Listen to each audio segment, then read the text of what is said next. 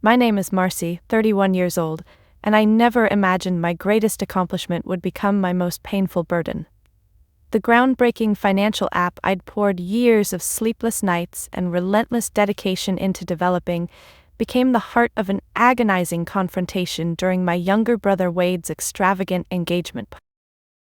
My parents, Glenn and Valerie, had always harbored a special talent for making me feel less than, and tonight they excelled spectacularly. They stood beneath strings of delicate fairy lights, champagne glasses casually in hand, with the casual entitlement only lifelong luxury could breed. Wade, their golden child, glowed beside his fiancée Joni, smiling proudly as if he'd personally discovered fire. Across the grand ballroom, my sister Leona laughed in exaggerated delight at something Wade said, reinforcing the tableau of familial perfection. And me? I lingered on the periphery, my latest designer dress, carefully selected to avoid criticism, doing nothing to diminish my family's practiced disdain. My parents cornered me near the dessert table, their tone falsely cheerful yet razor-sharp. "Marcie," my mother began, sipping her champagne with exaggerated care, "Wade tells us you turned down another family vacation. Are you really so busy playing around with your little app?" Glenn chuckled softly, waving at a passing server as if discussing the weather. "Honestly, sweetie, aren't you tired yet of pretending this tech hobby matters? You're missing your brother's special moments for what? A few lines of code?" "It's more than a hobby," I said, keeping my voice calm but firm. "My app's on track to close a major acquisition deal next month. It's important." Valerie exchanged a look with my father, their raised eyebrows communicating their eternal skepticism. "Well," she said softly, eyes narrowing just slightly, "perhaps once you sell it, you'll finally prioritize your family." I felt the familiar burn of anger rising in my chest, but before I could respond, Wade sauntered over, perfectly coiffed hair gleaming beneath the party lights. "Hey Marcie, you're not boring them with tech stuff, are you? Come on, tonight's supposed to be fun." He wrapped an arm possessively around my mother's shoulder, and I suddenly felt more outsider than daughter. Wade had always possessed the effortless charm my parents adored, the magnetic personality that overshadowed everyone else's quiet successes. My father patted Wade's shoulder approvingly, a gesture so casual yet so devastatingly symbolic. "No worries, Wade," I replied, forcing a smile. "I was just leaving anyway." Walking out of that ballroom, I realized my family's subtle dismissals had finally reached a breaking point. For years, I'd quietly tolerated being overshadowed, contenting myself with silent victories they'd never acknowledge. But tonight something had shifted, broken loose inside me, a sharp clarity cutting through years of practiced denial. In the cool night air, away from the forced smiles and suffocating judgment, I knew I was done with shrinking myself down to fit into their narrow mold of acceptability. My app wasn't just an interest, it was the embodiment of my courage, proof of my resilience in the face of their perpetual disapproval. But before I tell you exactly how my family's hidden envy unraveled, let me know where you're watching from and hit subscribe if you've ever fought for your dreams despite your family's doubts, because you won't believe what they'll do once my success shatters their carefully crafted illusion of superiority. That night, standing alone beneath the quiet stars, I decided something critical. If they thought success was their domain, I'd redefine it on my own terms, ensuring my triumph would resonate far beyond their petty understanding. Their envy would sting deeply, but my revenge would cut even deeper, and it would be twice as satisfying. Looking back, the roots of my invisibility had always been deeply entwined with my family's obsession with appearances. As children, my siblings and I were placed on an invisible stage, constantly performing for our parents' approval, the spotlight shining brightest on the one who fit their image of success.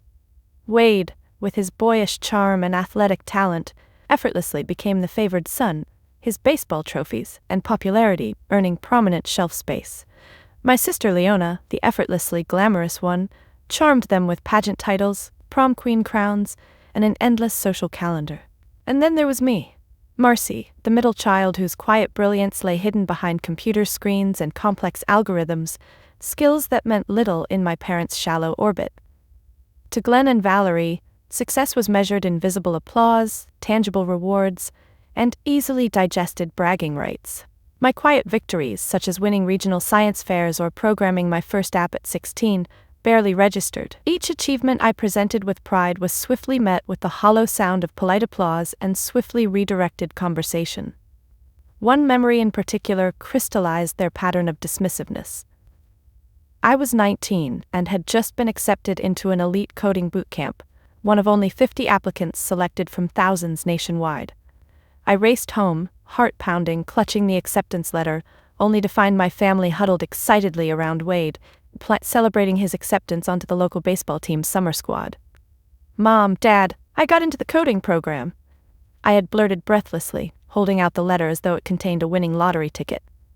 Valerie briefly glanced up, her smile fading slightly. "Oh, Marcie, that's lovely," she offered vaguely, eyes already drifting back toward Wade's glowing face. Glenn simply nodded distractedly, murmuring something about Wade's promising career prospects to the neighbors who had dropped by for the impromptu celebration. The crushing invisibility in that moment was palpable, cementing my realization that nothing I did, no matter how impressive, would ever capture their attention the way Wade's or Leona's conventional accomplishments did. The sting of that rejection burrowed deep, fueling both my stubborn determination and my painful acceptance of perpetual second-tier status in their eyes. Years later, after graduating with honors and launching my first modestly successful startup, I thought maybe, just maybe, they'd finally see me. My company was featured briefly in a respected tech magazine, and I brought the issue home, hopeful and anxious for once, believing that tangible proof would finally earn their genuine praise. "Look, Dad," I said softly, laying the magazine open on the kitchen table, my hands trembling slightly. "That's me. That's my company." He picked up the magazine, flipping through it casually, then tossed it aside onto a stack of unopened mail. "Very nice, Marcie," he said absent-mindedly, eyes glued to the television, watching Wade's latest game highlights. "Maybe you'll make some real money from this someday." His dismissal sliced through me with familiar precision, reopening old wounds with surgical exactness. Yet again, my success, real, tangible success, meant less than Wade's routine sports victories or Leona's perfectly planned wedding announcements. Despite it all, I kept working, late nights illuminated by the soft glow of my computer screen, each ignored milestone pushing me further into determined solitude. Quietly, without fanfare, I began developing what would eventually become my groundbreaking financial software, driven not by family validation, but by an intense hunger to prove to myself that my efforts held value. Each coding breakthrough felt like a whispered triumph, privately celebrated and carefully shielded from their dismissive gaze. My family remained blissfully unaware, convinced I was simply drifting along in some vague tech hobby. And maybe, deep down, I preferred it that way. Their ignorance kept my progress safe from their careless disdain. But hidden beneath layers of quiet invisibility, my success was steadily growing, unnoticed, underestimated, but undeniably powerful. Little did they realize that the daughter they'd overlooked and underestimated for years was about to become impossible to ignore. My breakthrough, the secret that would change my life forever, began quietly, almost unnoticed, during a sleepless night at 26. Alone in my tiny studio apartment, surrounded by empty coffee mugs and blinking computer screens, I had my aha moment. I'd stumbled across a way to simplify and automate complex financial forecasting, cutting through tangled webs of numbers to make accurate predictions about stock market fluctuations. For the first time, the seemingly disconnected threads of my career finally wove together into something extraordinary. This wasn't just another app, it was revolutionary. Excitement tingled in my fingertips as I scribbled notes and equations onto scraps of paper, barely noticing the sun rising through my dirty windows. The sheer potential was exhilarating, intoxicating even. I felt a certainty deep inside. This would be the innovation that finally transformed me from invisible daughter to undeniable success. But certainty is easy when you're riding a wave of inspiration. Reality, it turns out, isn't quite as simple. Building something groundbreaking required immense sacrifice.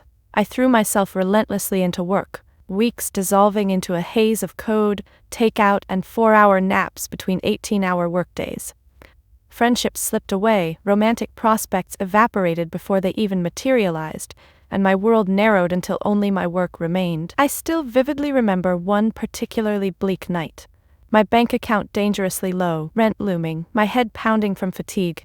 I slumped at my desk, blinking away tears of exhaustion. Doubt crept in, cold and merciless. Was this insane obsession worth it? At that moment, my phone lit up with a voicemail from Valerie. Her tone, sweet but pointed, sliced cleanly through my self-pity. "Marcie, we haven't heard from you in months. I'm guessing you're busy with your app or whatever.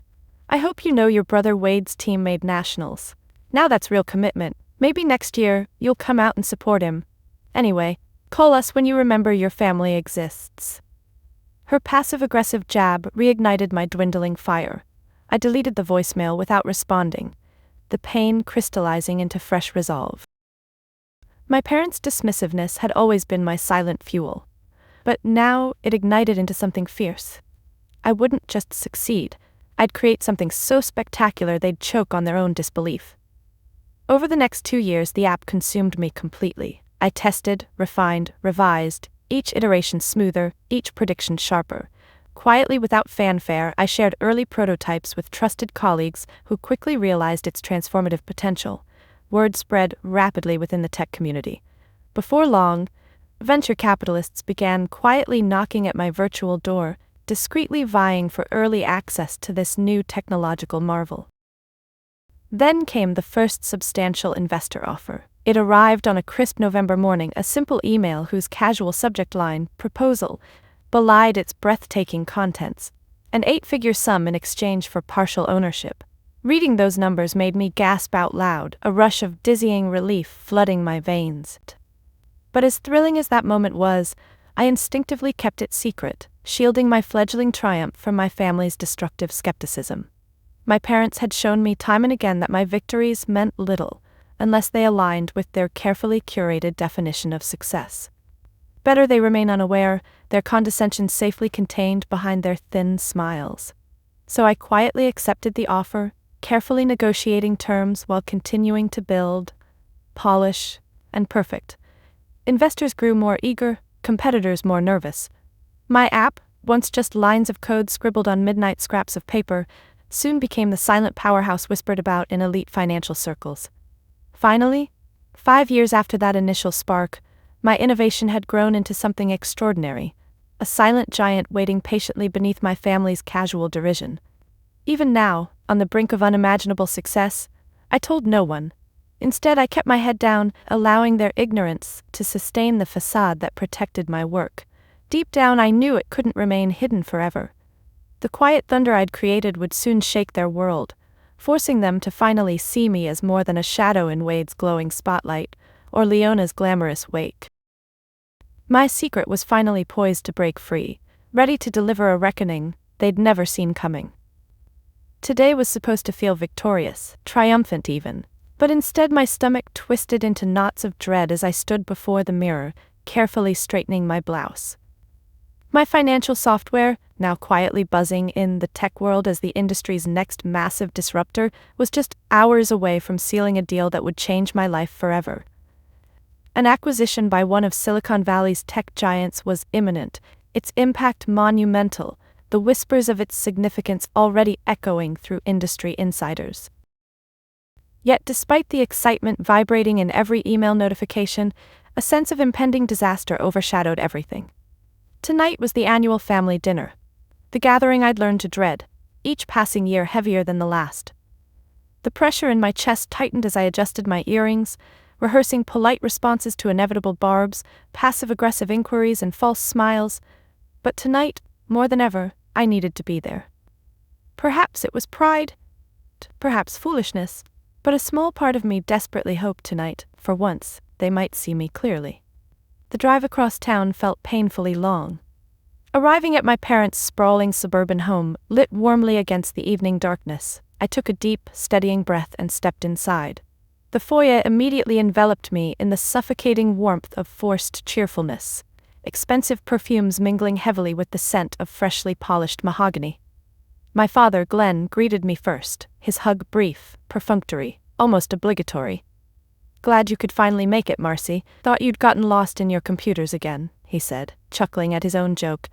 eyes sliding quickly past me toward the more important guests arriving behind me. Valerie breezed in next, flawlessly made up, glittering with the kind of effortless elegance I could never master. "Marcie," she cooed theatrically, air kissing my cheek, her voice sugary sweet but laced with venom. "It's nice you've remembered family tonight. It's so easy to lose sight of what's truly important, isn't it?" I nodded silently, biting my tongue as she moved past to embrace Wade, showering him with excessive praise for landing yet another minor promotion at the bank. Leona soon followed, her entrance marked by exclamations of admiration from Valerie about how stunningly perfect her latest hairstyle was.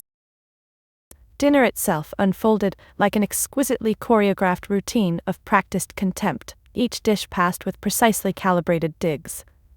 Wade gloated about trivial professional successes, while Valerie interjected cutting remarks, subtly implying my absence at his events was calculated, cruel neglect. Leona casually mentioned my appearance, implying a painful deficiency in my style compared to hers. "And how's your app, Marcie?" Wade smirked, swirling his wine glass casually. "Any closer to making some actual money?" The table fell into polite laughter, my parents chuckling lightly, eyes dancing with carefully veiled scorn. Heat flushed through me, but I forced composure. "Actually, yes, I have a big meeting tomorrow. It's poised for a substantial buyout." Valerie raised an eyebrow, exchanging skeptical glances with my father. "Oh, that's wonderful, dear," she purred insincerely, lips curling subtly. "Perhaps you'll finally afford nicer clothes." Laughter rippled again around the table. I clutched my fork tighter, swallowing the bitter sting of humiliation. Wade leaned forward, eyes glittering with a familiar, practiced malice. "You know, Marcie, you can always come work at my bank if your little app crashes. We might need someone to handle spreadsheets."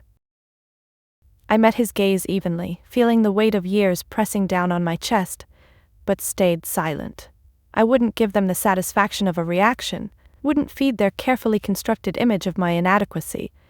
But deep down, hidden beneath my carefully neutral expression, fury churned fiercely, years of anger, hurt, and bottled resentment now simmering dangerously. Tonight was supposed to be celebratory, a testament to my silent victory, yet they'd turned it into yet another spectacle of disdain. Across the table, Valerie smiled sweetly at me, her voice smooth but brittle.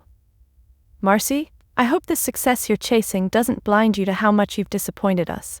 Family comes first, always, remember that." The final, cutting remark lingered heavily in the air. As dessert was cleared, I felt my phone vibrate urgently in my pocket. Glancing discreetly, my pulse quickened. It was my lead investor. My heart raced, my breath shallow. Everything was about to change. Little did they know that tonight, their perfect little script was about to unravel spectacularly. They had no idea what was coming next, and neither did I. My fingers trembled slightly as I discreetly checked the phone beneath the tablecloth. The screen glowed with urgency, the investor's name pulsing insistently, a beacon of escape in the suffocating atmosphere of family judgment. But before I could respond, Valerie's voice pierced my distracted thoughts. "Honestly, Marcie, can't you disconnect from your devices for even one family dinner?" She sighed theatrically, her eyes glinting sharply beneath perfectly sculpted eyebrows. "I swear, sometimes it's like you're still a teenager glued to your gadgets."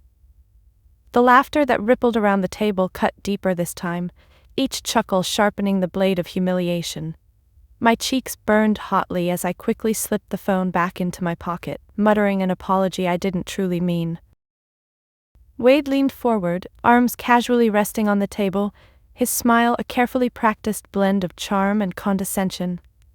"Seriously, Marcie, maybe it's good you're so into this tech stuff. It's probably easier than having an actual social life." Leona, elegantly poised beside him, giggled softly into her glass.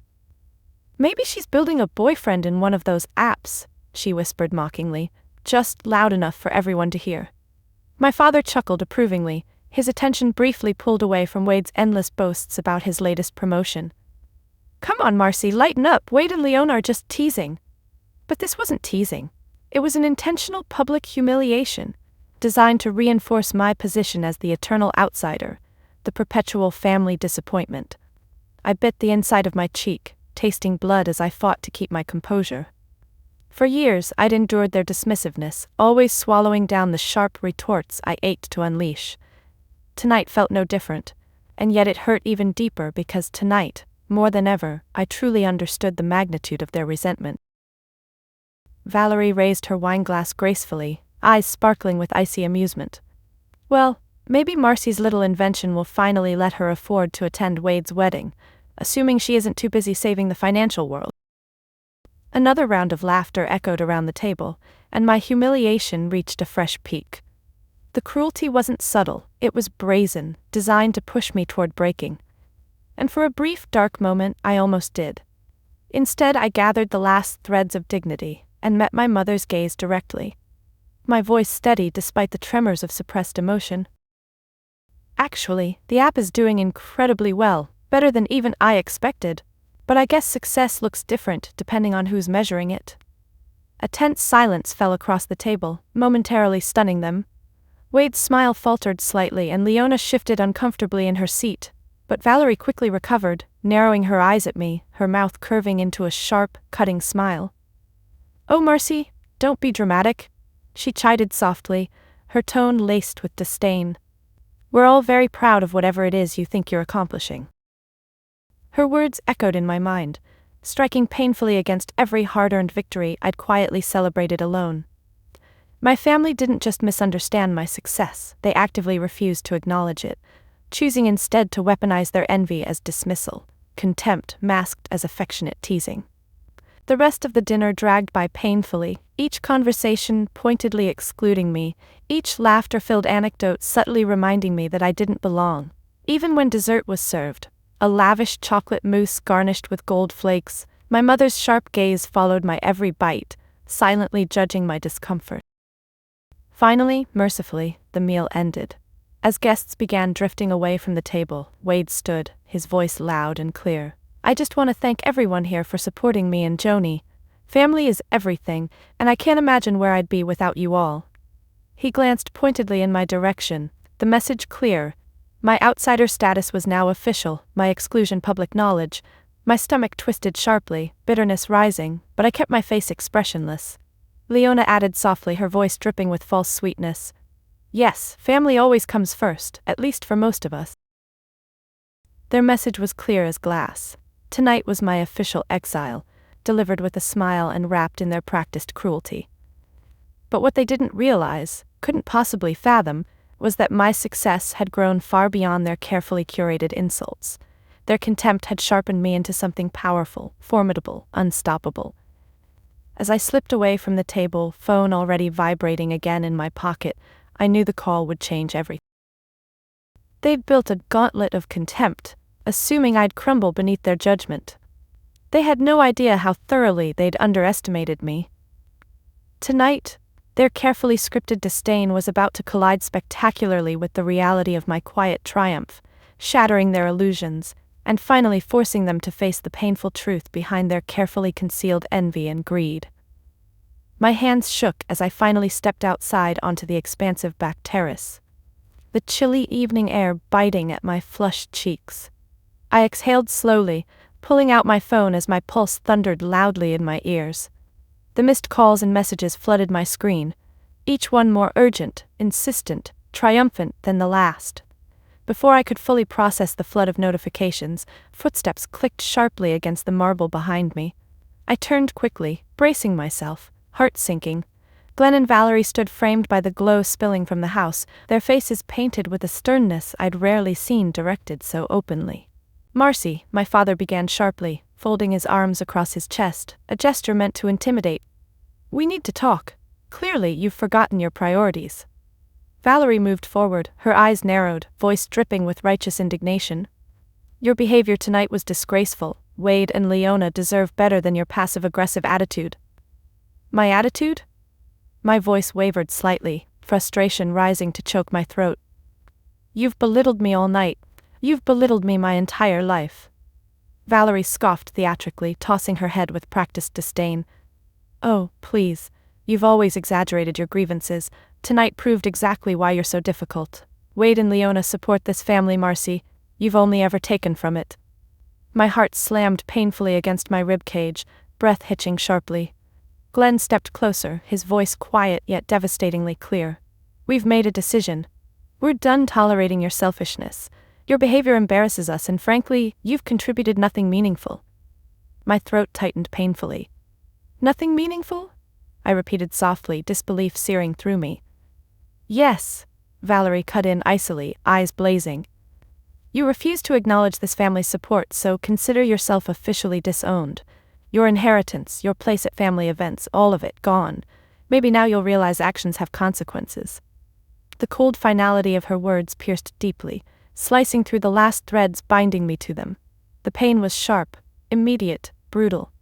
Yet beneath the shock, a curious sense of relief swelled, unexpected yet undeniable. Valerie raised her chin defiantly. You've left us no choice, Marcie. Maybe now you'll finally learn what family means. Family? I echoed quietly, the word feeling strange, foreign on my tongue. All you've ever taught me is that family means conditional love and judgment. Glenn exhaled sharply, impatience twisting his face. We're done arguing.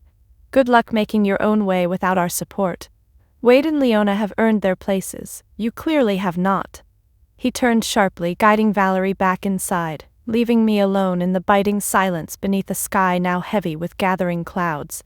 The finality of their rejection hung heavily around me, every cruel word echoing relentlessly in my mind. I stared at the darkened garden, feeling the first faint prickling of tears, hot, angry, painful, pressing sharply behind my eyes. My parents had always implied their contempt subtly, masking disdain behind gentle smiles and carefully chosen words. But tonight they dropped all pretense, publicly cutting me off, casting me aside with ruthless clarity. Yet within the raw ache of abandonment another feeling stirred, one far more powerful. A fresh determination unfurled slowly inside my chest, steadying my trembling breath. For years, I'd allowed their validation to dictate my worth, their approval to guide my actions. But tonight, they'd unwittingly freed me from that burden, releasing me completely from their twisted expectations. The vibration of my phone jolted me from the painful reverie. This time, I answered without hesitation. Marcie, came the investor's eager voice, filled with unmistakable excitement. It's done. The deal closed at triple the initial offer. Your app has officially been acquired, and you're set to become one of the wealthiest women in tech. Congratulations. My breath caught, head spinning as the weight of those words crashed through me like a tidal wave. The irony tasted bitter yet richly satisfying. At precisely the moment my family disowned me, my greatest triumph had finally been revealed. The juxtaposition was painfully perfect, poetic in its cruel timing. As the investor continued enthusiastically, detailing the scale of my newfound wealth and power, something shifted irreversibly inside me. My family's scorn had once shaped me, but now I stood taller, stronger, utterly transformed by their betrayal into a force they could never diminish again. Their envy had always simmered quietly beneath their disdain. But tonight, the masks had finally fallen, exposing their greed, their resentment, their fear of my potential. And now, armed with clarity, empowered by my reclaimed independence, I understood precisely how powerful their betrayal had made me. The world as they knew it had changed, and nothing would ever be the same. They'd cast me aside with contempt, believing they'd broken me, unaware they'd only forged me into something stronger, wiser, unbreakable. Tonight, beneath stormy skies, I'd lost a family. But I had gained myself, unquestionably, completely. They thought they'd won, but their victory would be short-lived, because soon they'd see precisely what they'd lost and understand fully just how mistaken. I stood frozen on the terrace, phone pressed tightly to my ear, my heart thrumming fiercely. The investor's words still echoed, pulsing through me with electrifying force. My app had not only been acquired, it had shattered expectations, becoming an industry sensation overnight. Tech headlines were buzzing, social media ablaze with the news of my groundbreaking innovation. In mere minutes, my life had transformed utterly, at precisely the moment my family had cast me aside. Inside the house, the sounds of my family's laughter and soft music carried faintly through the glass doors, painfully indifferent to my personal revelation. My parents, Wade, Leona, all so confidently certain they'd delivered a crippling blow, remained blissfully ignorant, savoring what they imagined was my humiliation. But they had no idea their comfortable illusion was about to be demolished completely. I took a deep, steadying breath, allowing the surreal reality of my newfound wealth and recognition to fully settle. A fierce satisfaction welled within me, mingled strangely with the lingering ache of their rejection. Part of me desperately wanted to storm back inside, to thrust my triumph into their stunned faces. Yet another part, stronger, calmer, held me in place, savoring the quiet power of anticipation. They'd learn soon enough. My phone began vibrating insistently, urgent messages and congratulations flooding in from acquaintances, industry leaders, and even media outlets eager for my reaction. Word was spreading rapidly, unstoppable now. The future had finally arrived, and it bore my name proudly, unmistakably. Suddenly, the terrace door burst open. Wade appeared, his expression confused, holding his phone with a puzzled look. His eyes narrowed suspiciously as he took in my posture, the look of quiet triumph surely radiating from me. "Marcie," he said, voice tight, uncertain. "What the hell is going on? Some investor friend of mine just texted, said your app sold for millions. This true?"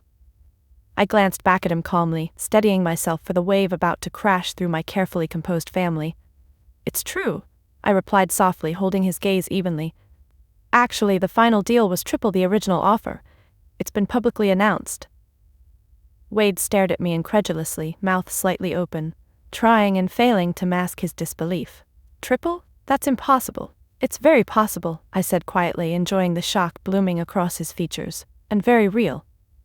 Behind Wade, Valerie appeared suddenly, flanked by Glenn and Leona, their faces rapidly shifting from confusion to stunned comprehension. Valerie's eyes widened dramatically, flickering between Wade's stunned expression and my own composed stance. "What's going on here?" Valerie demanded sharply, stepping forward aggressively, her voice betraying rising panic beneath a thin veil of bravado. Wade turned slowly, voice shaking with disbelief. "Marcie just became, well, she's rich. Her app, she just made millions." The sudden silence that followed was deafening. Valerie stared at me, shock warring openly with disbelief and, most painfully, envy. Glenn visibly paled, the smugness he'd worn earlier dissolving into stunned silence. Leona fumbled awkwardly, her polished composure slipping sharply, revealing raw surprise. Valerie recovered first, forcing a smile she clearly didn't feel. "Marcie, this is wonderful news. We should celebrate properly together." I shook my head slowly, feeling oddly detached as I spoke. "You just disowned me, remember? Something about not being family anymore." Valerie blanched, the memory of her cruel words clearly striking home. "Oh, darling, that was just anger talking," she insisted, voice brittle and desperate. "Surely you didn't take it seriously." Glenn stepped forward, attempting damage control, his voice filled with uncharacteristic warmth. "Marcie, let's talk this out. Family arguments happen. We never meant—" "You meant every word," I interrupted calmly, my voice quietly certain. "Every insult, every dismissal. You've made your feelings very clear for years." Wade sputtered, awkwardly interjecting. "Come on, Marcie, you know we were joking." "No," I replied softly, firmly. "I really don't think you were." My family stared at me helplessly, their carefully constructed superiority crumbling rapidly before my eyes. Their sudden, desperate scrambling for reconciliation wasn't motivated by love. It was a naked reaction to losing control over me and my newfound power. Quietly, with a deep breath, I stepped forward to face them directly, my voice gentle but immovable. "Tonight, you showed me exactly how little I meant to you. And now that the tables have turned, you suddenly remember we're family?" Valerie opened her mouth to argue, but I raised a hand gently, silencing her protest. "Save it. I won't pretend this is easy. It hurts deeply to know what you truly think of me, but at least now I finally see who you really are." I turned, stepping away from their desperate eyes, their hollow apologies echoing faintly behind me as I moved purposefully toward the driveway. My heart beat strongly, confidently, each step further solidifying the profound shift within me. Tonight, my family had intended to humiliate me, but instead, their cruelty had unlocked something extraordinary: clarity, strength, and freedom from their toxic grip. They had cast me out, only to realize too late they had lost something irreplaceable. Now, for the first time, I understood exactly who I was, and precisely what I deserved. And no apology, no desperate scramble could ever make me forget this pivotal moment, the exact instant my true power was Walking away from their desperate attempts at reconciliation, felt strangely peaceful. The gravel crunched reassuringly beneath my feet as I reached my car, their stunned silence behind me louder than any of their carefully chosen insults had ever been. Sliding behind the wheel, I allowed myself one slow breath, savoring the quiet liberation that filled the silence. Before I could fully exhale, the front door burst open again, and Valerie hurried toward me, her polished composure entirely unraveling now. Glenn stood in the doorway, clearly torn between preserving his pride and joining her in the awkward pursuit. "Marcie, wait!" Valerie's voice trembled with something I rarely saw, fear. "Let's talk. Please, don't just leave like this." I lowered the car window slowly, keeping my gaze steady and calm, no longer willing to play by her manipulative rules. "Leave like what, Mom? Exactly the way you asked me to leave, out of your lives?" Her expression faltered, eyes wide with a sudden understanding that her carefully constructed dominance had crumbled irrevocably. She took another shaky step forward, voice trembling slightly. "You know that's not what I meant." "Oh, I think we both know exactly what you meant," I replied quietly, firmly. "You thought you could punish me into submission, but now you're realizing your control was always an illusion." Valerie visibly winced, her eyes flickering briefly toward Glenn, who hovered uncertainly near the doorway. "Marcie, please, we made mistakes, yes, but family forgives." My laughter surprised even me, short, bitter, and entirely genuine. "Forgiveness? Interesting you should mention that now. Was forgiveness on your mind when you mocked every success I ever had, or when you officially disowned me less than an hour ago?" Her eyes flashed angrily, desperate now. "You can't just abandon your family, Marcie." I leaned forward slightly, voice steady and sure. "Family? You showed me exactly what family means to you. Conditional love based entirely on convenience and control. You don't want a daughter, you want someone compliant, easy, always less successful. I'm done being that person." Glenn finally stepped forward, attempting a calmer approach. "Marcie, your mother's right. We're sorry. We should have been more supportive, I admit it. Can't we at least discuss this calmly?" For a brief moment, I felt a flicker of something almost sympathetic for him, caught between his pride and panic, but it quickly faded, replaced by an unshakable resolve. "Calmly?" I repeated softly, smiling sadly at the irony. "You mean like you calmly told me I wasn't good enough, calmly ignored my achievements, and calmly disowned me in front of everyone?" They stood silent, exposed beneath the harsh glare of their own hypocrisy. Wade and Leona had appeared silently in the doorway, their expressions pale, uncertain, perhaps finally recognizing the ugly truths behind our parents' polished facade.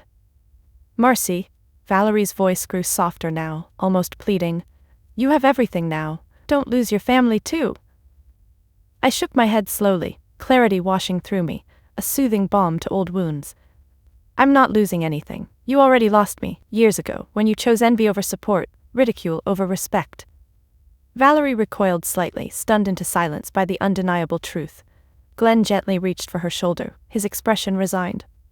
Wade shifted awkwardly, realizing perhaps for the first time that even his favored position was fragile. Leona merely watched silently, her glossy veneer slipping, revealing confusion beneath her practiced composure. I took a final look at each of them, no anger now, only quiet pity for the life they'd built on shallow validation and envy disguised as love. "I wish you all luck," I said simply, "but my path doesn't run through your approval anymore." With that, I rolled up the window decisively, started the engine, and slowly pulled out of their perfectly paved driveway, each rotation of the tires taking me further from their toxic grasp and closer to a future of my own making. In the rearview mirror they stood frozen, diminished, reduced to mere shadows in the waning light. Their carefully crafted illusion of superiority had finally shattered completely, replaced by a cold, harsh reflection they could no longer escape. Driving away, a smile slowly curved my lips, one not born of revenge but from something infinitely more powerful. Freedom. Freedom from their judgment, their envy, their endless disapproval. I was finally free. And this time, my family had no choice but to watch me soar, knowing that they had chosen their envy over a true connection, their pride over love. This was their bitter lesson, their painful reckoning, one that would linger far longer than the sting of my departure. They'd made their choice, and now, irrevocably, I'd made mine. Later that night, my closest friends, the chosen family I'd built carefully, authentically, surprised me at my modest downtown loft. Word of my success had spread rapidly, and they arrived, arms full of champagne bottles and brightly wrapped congratulations. As I opened the door, their jubilant cheers instantly filled the apartment, chasing away the lingering shadows of my earlier confrontation. First was Katie, who'd known me since our awkward teenage years, her eyes sparkling with pride as she hugged me tightly. "You did it, Marcie." She laughed joyously, spinning me around until my head felt pleasantly dizzy. "I knew you would." Next, Javier wrapped me in a warm bear hug, his voice thick with emotion. "I told you those late-night coding marathons would pay off," he teased gently, his smile genuine and unreserved. "I've never been prouder of anyone." And then there was Sasha, quiet and steady, her gaze filled with knowing compassion. She squeezed my hand tightly, her voice soft but fiercely sincere. "You deserve every bit of this, Marcie, every single moment." Their unwavering support washed over me, soothing wounds still raw from my family's harsh rejection. As we settled comfortably in my cozy living room, filled with mismatched furniture, piles of books, and scattered evidence of my relentless work, I felt a profound warmth envelop me, a sense of belonging I'd longed for my entire life. We toasted, laughing easily, genuinely celebrating without hidden agendas or subtle competition. Here, in this space, I felt truly seen. Not for my success or wealth, but for the person I was beneath every accomplishment, behind every late-night struggle. They believed in me long before the headlines, long before any recognition validated my efforts. "Tell us everything," Katie demanded excitedly, curled comfortably on my worn couch. "Every juicy detail. Did your parents freak out when they heard?" I smiled softly, taking a slow sip of champagne, the bubbles pleasantly tickling my throat. "You could say that," I said gently, briefly recounting their stunned scramble, their desperate apologies, and my quiet but firm departure. Xavier shook his head slowly, admiration in his eyes. "It took guts to finally stand your ground. How does it feel?" I exhaled slowly, thoughtfully. Strange, honestly. Part of me feels relieved, even peaceful. Another part still hurts, but mostly I just feel free. Sasha leaned forward, her gaze serious yet gentle. "You deserve this freedom. You've earned every ounce of happiness you're feeling right now." I met her eyes gratefully, nodding slowly. "It's funny. My whole life, I chased their approval, their acknowledgement. Now that I've let go of needing it, I feel genuinely content for the first time." Katie laughed, raising her glass exuberantly. "Here's to cutting ties and finding real family, the kind you choose." We clinked glasses, the sound sweet, pure, untainted by envy or obligation. Surrounded by genuine friends, I finally understood the stark difference between the toxic bonds of my upbringing and the authentic connections I'd forged myself. This was family, built from loyalty, respect, genuine support. My parents had offered conditional acceptance. These friends had provided unwavering trust. As the evening unfolded, the heavy burden I'd carried for so long gradually lifted. Stories flowed freely, laughter ringing warmly throughout my tiny apartment. We shared dreams, fears, memories, everything real and vulnerable, everything my biological family had always feared. Late into the night, after the others had drifted into quiet conversations or gentle sleep, Katie sat beside me, eyes heavy but clear with insight. "You know, Marcie, tonight really is just the start. Your life is finally yours." I smiled softly, understanding the truth of her words deeply, intimately. "It feels that way, Katie. For the first time, I'm genuinely excited about whatever comes next." She squeezed my hand gently, her voice steady and sincere. "And whatever comes next, we'll all be right here beside you." That simple statement, so sincere, so certain, settled warmly within me, a balm to every lingering hurt from earlier that evening. I realized then that my family's betrayal had gifted me something profoundly valuable: clarity about what true family meant, insight into genuine loyalty, and the courage to define my own path. Tonight, surrounded by my true allies, I found the peace I'd desperately sought.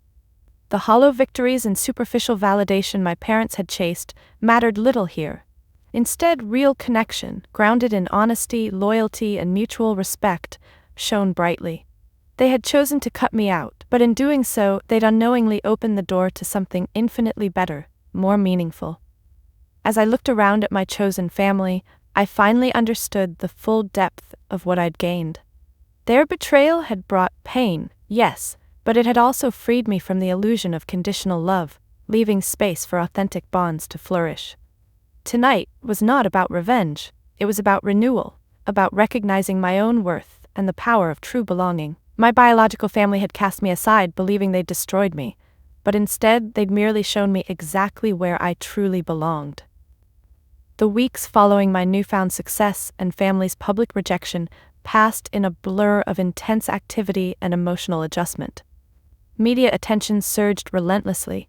My name splashed across tech headlines, invitations to prestigious industry events flooding my inbox, offers and partnership proposals poured in faster than I could read them, all while I quietly processed the profound shift in my personal world.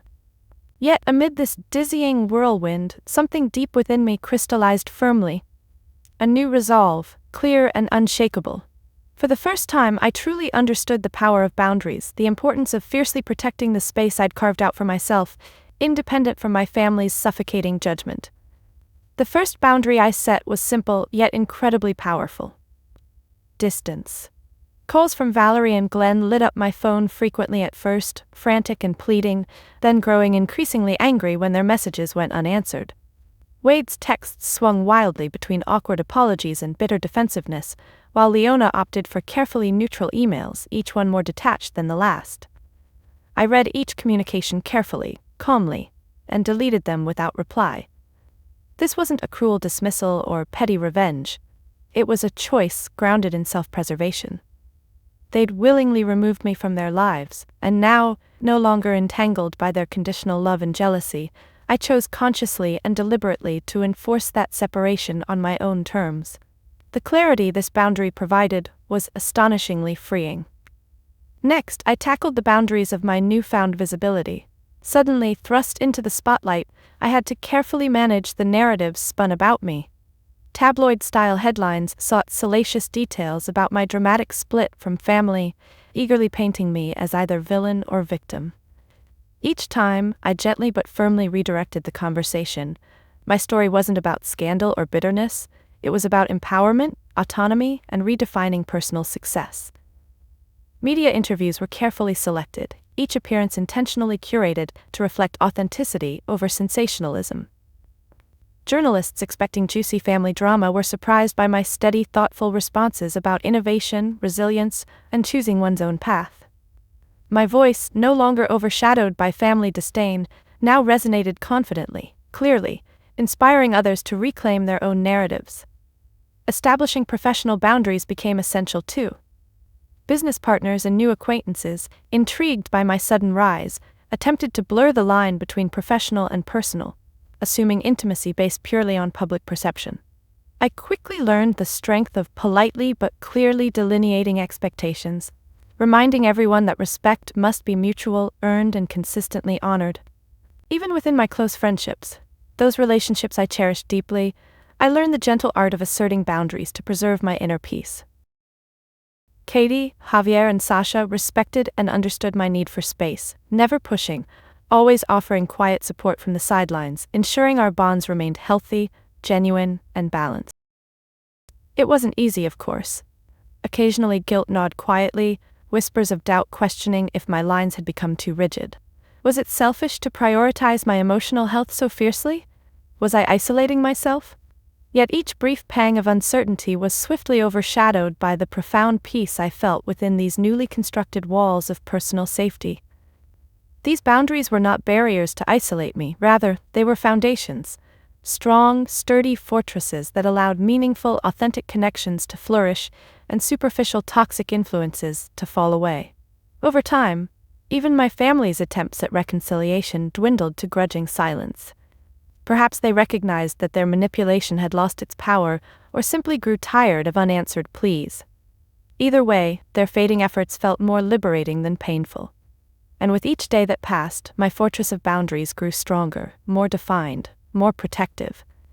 Yet paradoxically, it also felt increasingly welcoming. Within these carefully crafted walls, my true self thrived, free from judgment, ridicule, or conditional approval. My relationships, carefully chosen and respectfully maintained, flourished beautifully, rooted in genuine mutual care rather than expectation or envy. I realized clearly now, setting boundaries was not about cutting others off. It It was about fiercely protecting the sacredness of one's self-worth, creating a space where authentic love and respect could safely grow. This was something my family had never understood. The idea that true connection required mutual vulnerability, genuine acceptance, and clearly defined respect for each individual's emotional boundaries. This understanding transformed my relationships profoundly. Conversations became more honest, friendships more supportive, my own internal dialogue more nurturing. For the first time, I felt completely empowered in shaping my interactions, not from fear, anger, or resentment, but from strength, clarity, and unwavering self-respect. Standing confidently now within the fortress I'd built, I knew with quiet certainty that my life was genuinely mine, my choices deliberate, my boundaries intentional, my peace unwavering. My family had taught me painful lessons about conditional love and envy-driven expectations. Yet ironically, their betrayal had ultimately gifted me a profound understanding of healthy relationships and empowered me to establish powerful boundaries that defined my own worth clearly, irrevocably. Their rejection had intended to break me, yet instead, it had strengthened me beyond anything they'd anticipated. And now, secure within these newly defined walls, I stood ready to build a future that genuinely honored the person I'd fought so fiercely to become. From that day forward, my life took on an entirely new shape, one built deliberately and authentically from the lessons my family's betrayal had taught me. Instead of hiding behind old resentments, I embraced a new mission, using my success not simply to accumulate wealth, but to create a legacy genuinely reflective of my values and journey. The acquisition had transformed my financial situation dramatically, opening doors to possibilities I'd once only dreamed of. But rather than simply celebrating personal prosperity, I chose to focus on something bigger, more impactful, establishing a foundation dedicated to empowering overlooked, underestimated young innovators whose brilliance often went unnoticed, as mine once had. I named it the Quiet Triumph Foundation. It quickly became more than just an organization. It grew into a movement, an embodiment of the quiet strength I'd discovered within myself. Young creators poured in from all corners, bringing incredible ideas, fierce determination, and stories heartbreakingly similar to my own. Meeting these young innovators, brilliant minds previously dismissed or ignored, was profoundly moving. Each time I looked into their eyes, witnessing their quiet resilience and relentless passion, despite being undervalued, I saw my younger self reflected vividly. It was healing in a way I hadn't anticipated, a balm for wounds still faintly aching beneath my now confident exterior. One afternoon, during an event held by the foundation, a young woman named Riley approached me hesitantly, eyes wide with nervous excitement. Her shy demeanor reminded me intensely of myself years ago, quiet yet determined, understated yet fiercely intelligent. "I just wanted to thank you," she began softly, her voice trembling slightly. "Your story inspired me to apply here. For the first time I feel like someone truly sees me." My chest tightened warmly, gratitude and pride mingling deeply within. "Riley, your voice matters more than you know," I said gently, meeting her gaze directly. "And trust me, the world needs exactly what you have to offer. Never let anyone convince you otherwise." Watching her step away with renewed confidence filled me with a profound sense of fulfillment I'd never felt chasing validation from my family. This was the legacy I truly wanted. Empowering others, amplifying overlooked voices, and redefining success in terms that genuinely mattered. Meanwhile, my family watched from afar, their once bitter envy softened, now into a quiet, confused awe. Occasionally I'd receive brief updates through mutual acquaintances, how Wade struggled with the realization that success wasn't solely defined by his career, how Leona began questioning her own superficial measures of happiness, how Glenn and Valerie awkwardly navigated social circles where my name was spoken with admiration rather than ridicule. But by then, their opinions had ceased to affect me. My life's purpose had shifted beyond seeking their acknowledgement. Each day I consciously reclaimed my family name, not by pursuing their approval, but by redefining it entirely, associating it with generosity, innovation, and integrity, rather than envy, conditional love, and toxic competition. Slowly, others began associating the name Marcie with empowerment, resilience, and genuine impact. It felt surreal, deeply satisfying, yet humbling. What once symbolized my invisibility within my own family now represented quiet strength and genuine achievement, recognized widely yet authentically.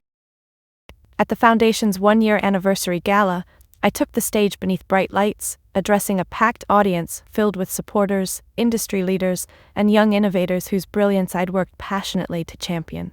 My voice rang clear and steady, emotions raw yet resolutely joyful. "This foundation exists," I said gently, voice filled with sincerity, because I once believed that success was measured by others' acceptance.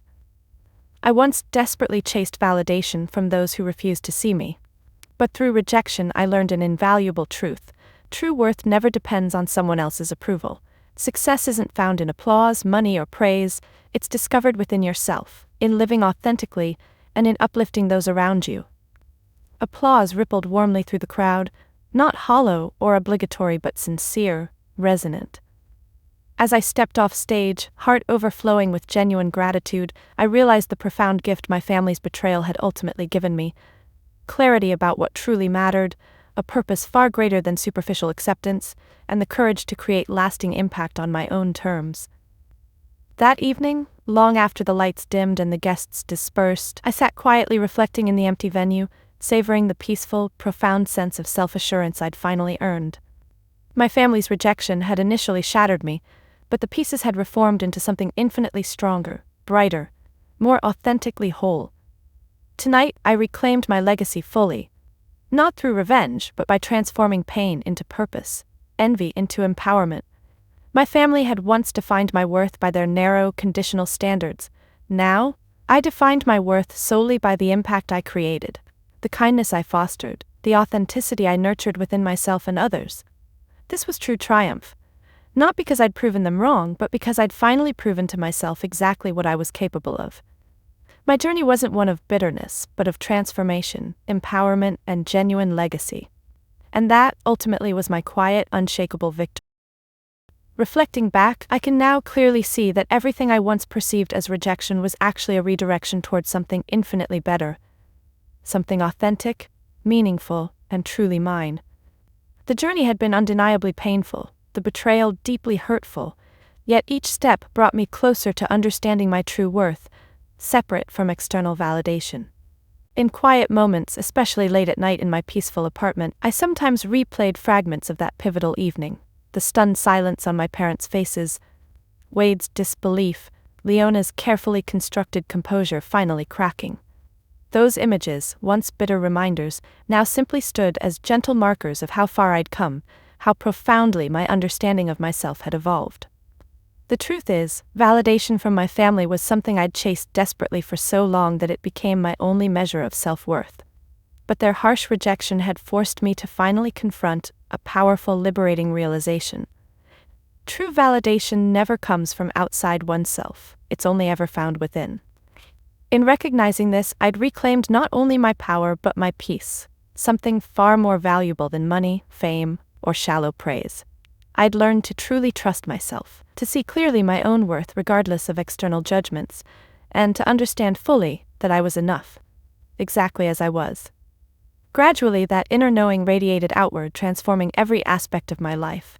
Relationships deepened, friendships strengthened, my impact grew wider, deeper, more meaningful. Success no longer felt fragile or conditional, instead it felt genuine, built on foundations unshakable by others' shifting opinions. My life had blossomed into something richly fulfilling, not because I had proven anything to my family, but precisely because I had stopped needing to prove anything at all. Their judgment no longer defined me. Their approval no longer dictated my choices. Their envy no longer influenced my self-perception. I was finally, irrevocably free. These days, peace settled within me comfortably, quietly, like the gentle warmth of sunlight streaming through my apartment windows. And in that peace, I found true validation. Self-acceptance grounded in authenticity rather than performance, in clarity rather than approval. This was the greatest gift hidden within my family's betrayal, the profound understanding that my worth had always existed independently of their acknowledgement. I'd spent years chasing validation externally, not realizing it had always been available internally, patiently waiting for me to recognize it. Tonight, reflecting once more beneath the gentle glow of soft lamplight, I smiled to myself, quietly grateful. Grateful for the painful lessons, grateful for the difficult growth, grateful even for the betrayal that had ultimately guided me toward my truest self. Because now, at last, I could honestly say I'd found peace, not through external validation, but through unwavering self-recognition. This quiet, unshakable self-validation was my greatest achievement, infinitely more valuable than any external success or superficial acknowledgement.